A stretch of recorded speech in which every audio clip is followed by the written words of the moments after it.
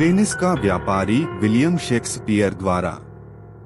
एक समय की बात है, वेनिस नामक शहर में एंटोनियो नाम का एक धनवान व्यापारी रहता था। वह अपनी दयालुता और उदारता के लिए प्रसिद्ध था। एंटोनियो का एक घनिष्ठ मित्र बेसानियो था, जो एक युवा कुलीन व्यक्ति था।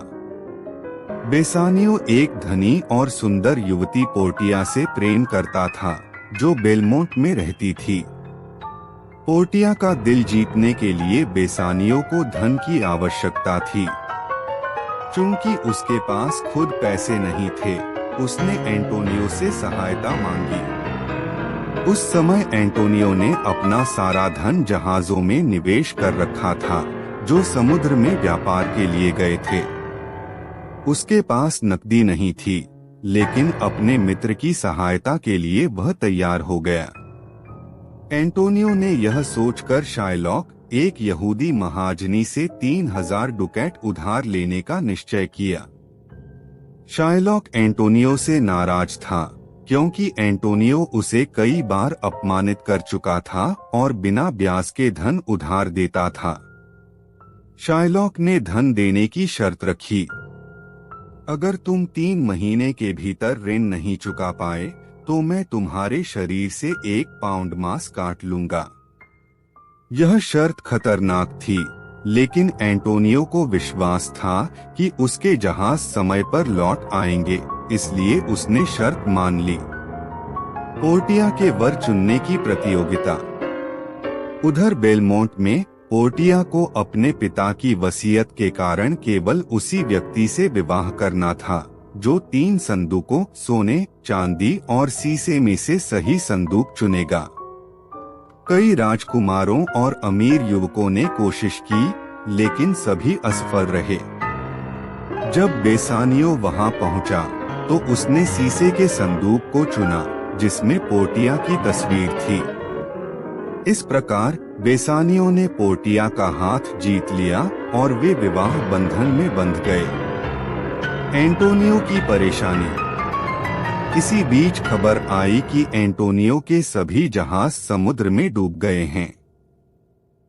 वह शाइलॉक का कर्ज चुकाने में असमर्थ हो गया। क्रोधित शाइलॉक ने अपनी शर्त के अनुसार एंटोनियो के शरीर से 1 पाउंड मांस लेने की जिद पकड़ ली।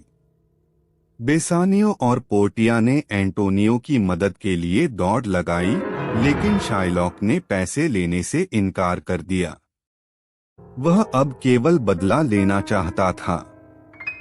यह मामला अदालत में पहुंचा, जहां न्याय की मांग की गई।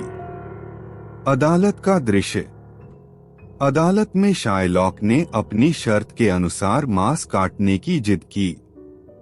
तभी एक युवा वकील अदालत में आया, जो एंटोनियो की ओर से बहस करने के लिए तैयार था। यह वकील और कोई नहीं, बल्कि पोर्टिया थी, जो एक पुरुष के भेष में वहां आई थी। पोर्टिया ने चतुराई से दलील दी। शाइलॉक को मांस काटने का अधिकार है, लेकिन वह एक भी बूंद खून नहीं गिरा सकता, क्योंकि समझौते में खून का कोई जिक्र नहीं है। शाइलॉक को अपनी हार का एहसास हुआ। वह समझ गया कि बिना खून गिराए मांस काटना असंभव है। इसके बाद पोर्टिया ने यह भी बताया कि शाइलॉक वेनिस के एक नागरिक की हत्या की साजिश रचने के लिए अपराधी है। राजा के आदेश पर शाइलॉक की सारी संपत्ति जब्त कर ली गई। उसकी जान सिर्फ इस शर्त पर बख्शी गई कि वह ईसाई धर्म स्वीकार करेगा। सुखद अंत। एंटोनियो की जान बच गई। कुछ समय बाद यह खबर भी आई कि एंटोनियो के जहाज डूबे नहीं थे, बल्कि सुरक्षित वापस लौट आए हैं। एंटोनियो फिर से धनवान बन गया। बेसानियो और पोर्टिया खुशी खुशी साथ रहने लगे। एंटोनियो को एक सच्चे मित्र और पोर्टिया जैसी बुद्धिमान साथी की अहमियत समझ में आ गई। शिक्षा।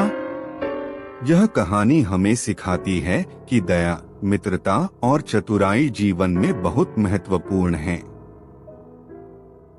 लोभ और बदला केवल विनाश की ओर ले जाते हैं, जबकि अच्छाई और बुद्धिमत्ता से